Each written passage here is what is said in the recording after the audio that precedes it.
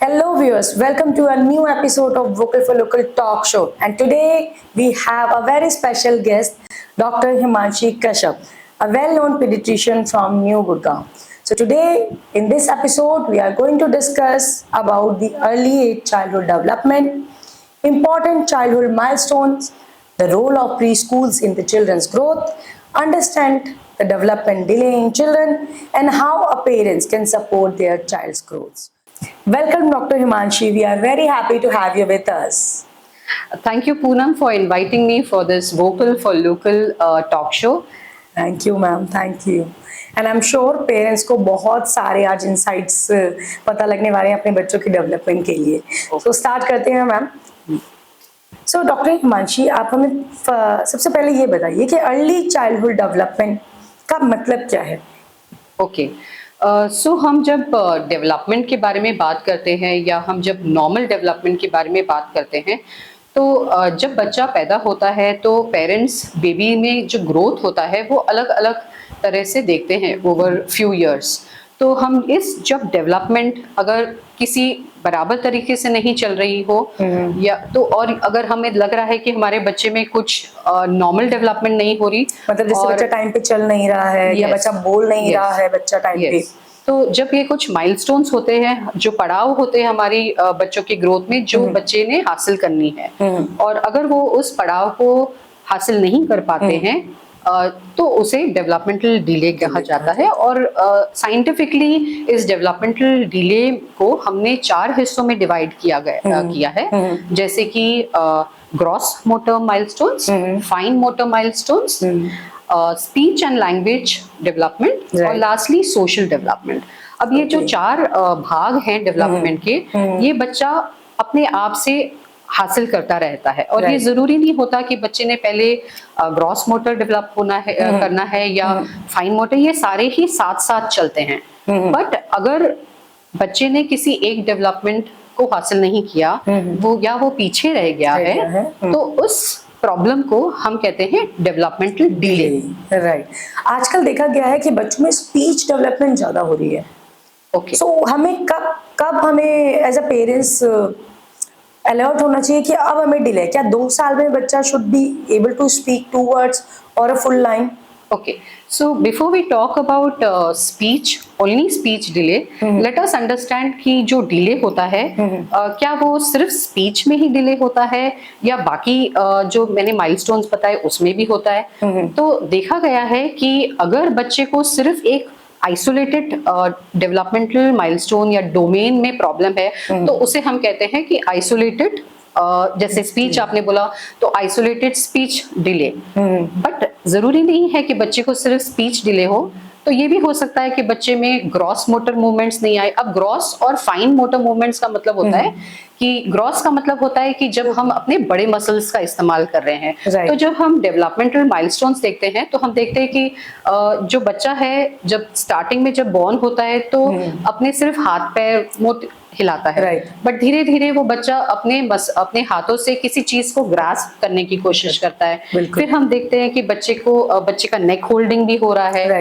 नेक holding के बाद में हम देखते हैं कि बच्चा उल्टा पुल्टा हो रहा है बेड पे, फिर बैठना शुरू करता है, फिर खड़ा होके चलना शुरू करता है, फिर अपने स्टेयरकेस पे भी चलना शुरू करता है. तो इन सब चीजों को हम बोलते हैं ग्रॉस मोटर माइलस्टोन्स. अब ये जो होता है ये हमारे बड़े बड़े मसल्स की वजह से होता है बॉडी में.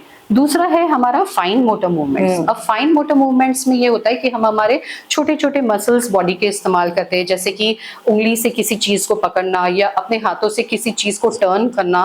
तो ये सारी चीजें फाइन मोटर मूवमेंट्स में आते हैं. तीसरा जो हम वापस आते हैं कि आपके स्पीच एंड लैंग्वेज डिले में, अब ये भी चीजें जो होती है अनुसार अपने एज के अनुसार बच्चों में होने चाहिए. जैसे कि स्पीच डेवलपमेंट में जब बच्चा एकदम छोटा होता है तो 6 महीने का बच्चा कुछ ना कुछ आवाजें निकालता है, उसे हम बैबलिंग बोलते हैं. फिर उसके बाद में जैसे जैसे बच्चा बड़ा होता है तो माँ बाप के जो शब्द होते हैं उसे इमिटेट करना शुरू करता है, और पहले साल में बच्चा मम्मा या पापा बोलना शुरू करता है. फिर जैसे जैसे बच्चा अपने वोकैबुलरी में और वर्ड्स ऐड करता है, उसके बाद में बाय 2 इयर्स आप देखते हैं कि बच्चा 2 वर्ड्स को लेके जोड़ के सेंटेंसेस बना रहा है, जैसे कि मम्मा 2, मम्मा पानी, चलो चलो मम्मा पानी। फिर तीसरे साल में बच्चा अब ये 3 शब्दों को कंबाइन करके बोलेगा कि मम्मा पानी दो। तो इस तरह से बच्चे की स्पीच एंड लैंग्वेज डेवलपमेंट होती है। बट अगर इस चीज में भी अगर डिले आता है तो जैसे आपने बोला कि स्पीच डिले होता है। और जो चौथा था जो हमने बोला कि सोशल माइलस्टोन्स। अब सोशल माइलस्टोन्स में सबसे बच्चा पहला करता है कि माँ को देख के, जैसे कि जब बच्चा 2 महीने का भी होता है तो माँ जैसे ही कमरे में आती है तो बच्चा उसको देख के स्माइल करता है। तो ये चीजें आती है। फिर बच्चा जब 10 महीने का होता है तो हम सबको बाय बाय करना शुरू करता है, टाटा करना शुरू करता है। फिर धीरे धीरे जैसे और आगे बढ़ता है तो वो बाकी लोगों के साथ में बातें करने की कोशिश करता है और साथ में प्रिटेंड प्लेइंग करता है। यानी कि अगर मम्मी जैसे अपनी लिपस्टिक्स लगा रही है, तो देख देख के बच्चा वो कोशिश करता है कि चलो मैं भी इमिटेट करता हूं। अगर फादर को देख रहा है कि वो शेव कर रहे हैं तो वो भी कोशिश करता है कि, तो इसे कॉपी प्रिटेंड प्लेइंग कहते हैं। और जैसे जैसे पार्ट है सोशल डेवलपमेंट, ये सोशल डेवलपमेंट का मेजर इम्पोर्टेंट माइलस्टोन होता है। और जैसे और बच्चा बढ़ता है तो वो अपने फ्रेंड सर्कल में खेलना शुरू करता है, एक दूसरे से कम्युनिकेट करके खेलना। तो ये सारे जो हमारे डेवलपमेंटल माइलस्टोन्स बहुत ही इंपॉर्टेंट है। अगर किसी एक डेवलपमेंट में प्रॉब्लम होती है तो उसे हम आइसोलेटेड डेवलपमेंटल डिले बोलते हैं। जैसे कि isolated speech and language development हो सकता है या आइसोलेटेड ग्रॉस मोटर मूवमेंट होता है। बट जरूरी नहीं होता कि बच्चे को सिर्फ एक ही माइलस्टोन्स में डिले हो। मोस्ट ऑफ द टाइम ऐसा होता है कि बच्चे को ये सारों में प्रॉब्लम हो सकती है। और अगर इन सारे डेवलपमेंट में प्रॉब्लम होगी तो हम उसे बोलते हैं ग्लोबल डेवलपमेंटल डिले। उनके कॉजेस क्या है, क्यों ये डेवलपमेंट डिले हो रही है? ओके, सो जब हम डेवलपमेंटल डिले के बारे में सोचते हैं तो आप सोचिए कि ये डेवलपमेंटल डिले 2 कारणों की वजह से हो सकता है। एक तो कॉज हो सकता है कि मदर्स के प्रेगनेंसी के समय कुछ इश्यूज हुआ था, या अगर बेबी से रिलेटेड इश्यूज के बारे में हम बात करें। पहले हम बात करते हैं कि मदर से। अगर मदर के प्रेगनेंसी के दौरान कुछ इश्यूज हुए थे, जैसे कि मदर को इन्फेक्शन हो गया था, जैसे कि रूबेला हो गया था या फीवर आ गया था बहुत तेज, या अगर मदर के जब बेबी कंसीव हो रहा था तो उस कंसीव जब हो रहा था तब उसके सेल डेवलपमेंट में प्रॉब्लम हो गई थी या क्रोमोसोमल एब्नॉर्मलिटी हो गई थी, तो इसे हम बोलते हैं जेनेटिक प्रॉब्लम। तो इस तरह से मदर के कुछ रीजंस हो सकते हैं जिनके कारण बच्चे में डिले हो सकते हैं। अब आ जाइए बच्चे की तरफ। जब बच्चा पैदा होता है तब अगर बच्चा पैदा होते समय अगर रोया नहीं हो और रोने ना होने के कारण बच्चे के ब्रेन के अंदर ऑक्सीजन ना पहुंचा हो तो ये भी एक बड़ा कारण हो सकता है। दूसरा, अगर बेबी में इवेंटफुल डिलीवरी थी तो उसे हमने एनआईसीयू में रखा, न्यूनेटल इंटेंसिव केयर यूनिट में रखा, तो अब उस दौरान कितने दिन बच्चा वहां पे रहा, क्या वो बच्चा वेंटिलेटर पे था, या उसे उस दौरान कोई इन्फेक्शन हो गया, सेप्सिस हो गया, या उसके ब्रेन में कोई इन्वॉल्वमेंट आ गया जिसके कारण बच्चे को दौरा आया, या बच्चे की जॉन्डिस बहुत ज्यादा बढ़ गई, जैसे कि 25 से 30 पॉइंट से ज्यादा बढ़ गई, उस समय भी बच्चे के ब्रेन में डैमेज हो सकता है। तो इस तरह से बड़े कारण हैं जिनकी वजह से बच्चों में आगे चल के डिले होने के चांसेस होते हैं। सो ये तो हो गए टेक्निकल कारण जी आपकी टर्म में, डॉक्टर की। अगर आप कॉमन इन्वायरमेंट से रिलेटेड बात करें कि हम इन्वायरमेंट की वजह से डिले हो रहा है बच्चों में, चाहे वो स्क्रीन को देखने की वजह से, टीवी है, या पेरेंट्स एंटी सोशल्स हैं, उसकी वजह से भी क्या बच्चों में डिले देखी जाती है? बिल्कुल। सो ये था हमने जो मेडिकल कॉजेस बता दिए, बट आजकल के डेट में ये देखा जा रहा है कि हमारे पास में बहुत, अगर माँ की तरफ प्रेगनेंसी नॉर्मल हुई है या बेबी एकदम नॉर्मल था, फिर भी कुछ ऐसे सिचुएशंस क्रिएट हो गए जहां बेबी ने डेवलपमेंटल डिले अपने एक्वायर नहीं किए। तो इसका कारण जो साइंस कहती है, रीजंस हो सकते हैं कि कुछ ऐसे जेनेटिक प्रॉब्लम है जो कि हमें डायग्नोज करने में प्रॉब्लम आ रही है, या हमारे एनवायरनमेंट में इश्यूज हो सकती है। जैसे आपने राइटली कहा कि हम ह्यूमन बींग्स एवोल्यूशन के रोड पे चल रहे हैं और इस एवोल्यूशन पे हमारी social connection with other people is becoming less. तो क्या ये कारण हो सकता है?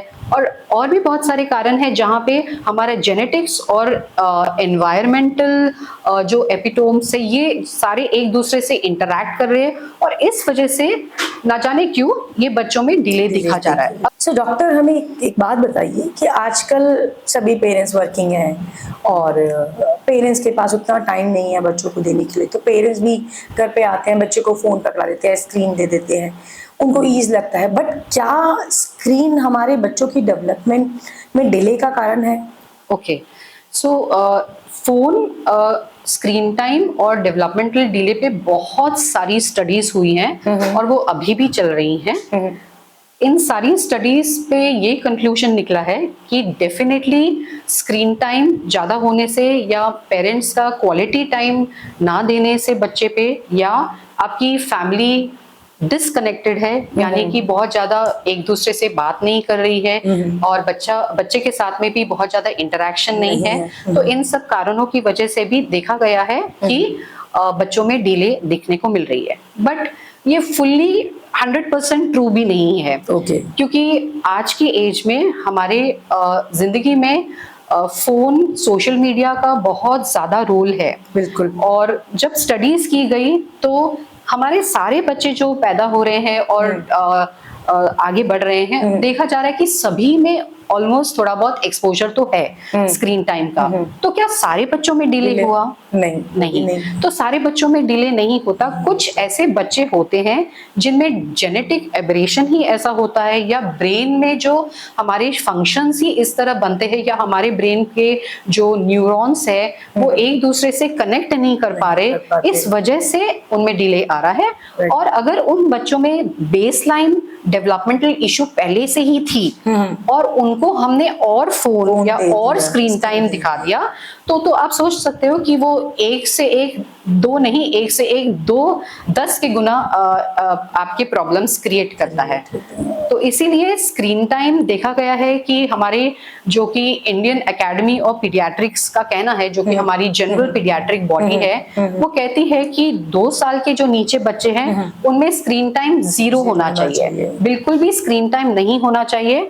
और अगर हो भी रहा है तो I think only video calling is allowed, कि अगर कोई वीडियो कॉल कर रहा है तो बच्चा उनसे इंटरैक्ट करके बात कर रहा है, तो that much is allowed. No video watching, no rhymes watching in Cocomelon, because आपको ये जान के हैरानी होगी कि जो ये सब वीडियोस जो बच्चों के लिए राइम्स वगैरह बनाए जाते हैं जैसे कोकोमेलन, इन कंपनीज में बच्चों को बिठाया जाता है और उनके सामने ये राइम्स रखे जाते हैं और उनका टारगेट होता है कि बच्चे की आंखें पलके झपके भी ना, यानी कि बच्चे की फुल कंसंट्रेशन उस वीडियो पे रहे।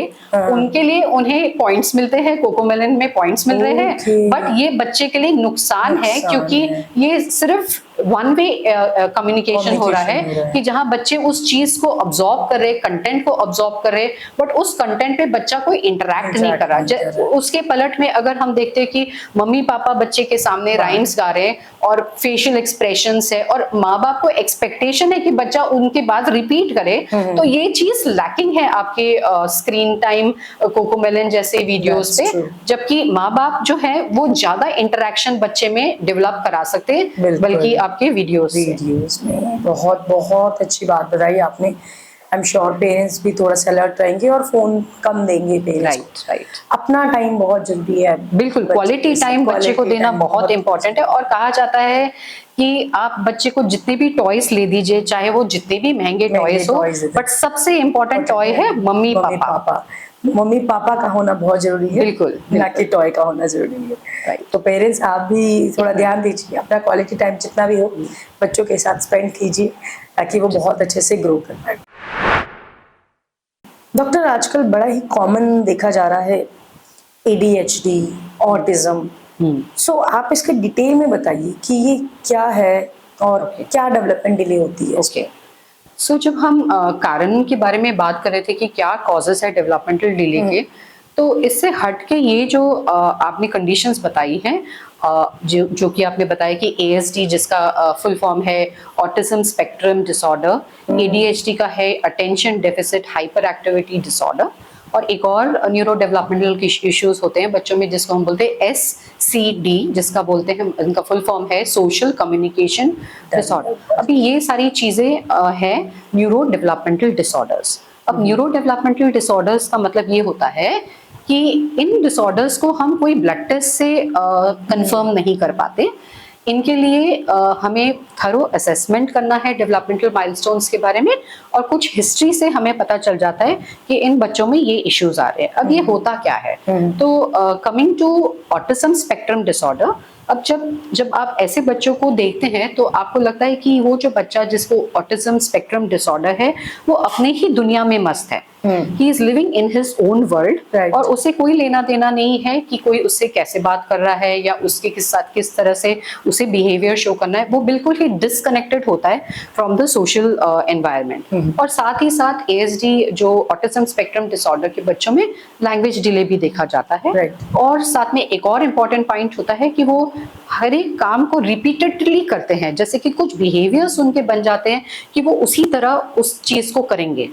जैसे कि फॉर एग्जाम्पल अगर मैंने छोटे बच्चे को एक कार दे दी या 2-3 कार दे दी, तो जो नॉर्मल बच्चा होगा वो कार के साथ खेलेगा, यहाँ से लाएगा दूसरे कार को डैशिंग करेगा, इस तरह से खेलेगा। बट जो ऑटिज्म के जो बच्चे होते हैं इनमें क्रिएटिविटी नहीं रहती है इन सम लिमिट, सो वो जो कार्स को एक लाइन में लगा देगा, और सो ये लाइन में लगाना कोई अच्छी बात नहीं हो सकती है, क्योंकि बच्चे को और कोई थॉट ही नहीं है उसमें, तो वो एक ही लाइन में लगा रहा है।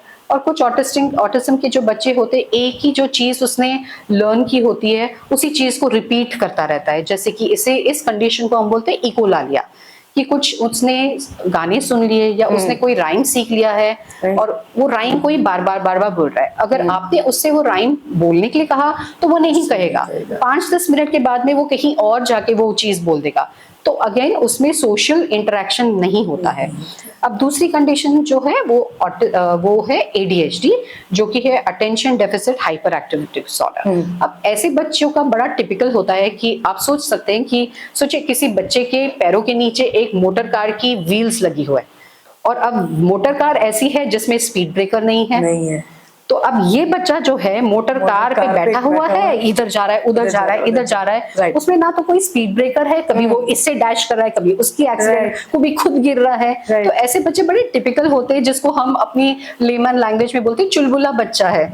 हाँ, बिल्कुल। बट ये चुलबुला बच्चा आगे चल के प्रॉब्लम्स भी हो सकती है ऐसे बच्चों में, क्योंकि जब बच्चे में कोई फोकस ही नहीं है, जब कोई अटेंशन ही नहीं पे कर रहा, तो फिर ऐसे बच्चों में आगे चल के एकेडमिक इश्यूज हो सकते हैं।